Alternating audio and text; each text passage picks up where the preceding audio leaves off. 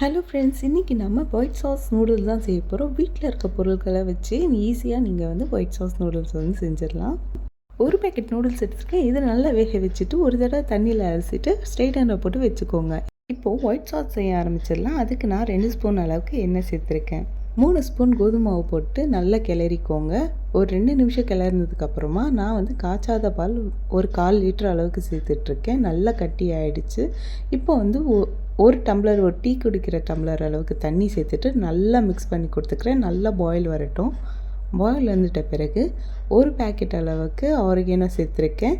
1/2 spoon chilli flakes சேர்த்துட்டு ஒரு தடவை மிக்ஸ் பண்ணி கொடுத்துக்கோங்க. இந்த அளவுக்கு வந்துருச்சுன்னா நம்ம சாஸ் வந்து ரெடி ஆகிடுச்சு.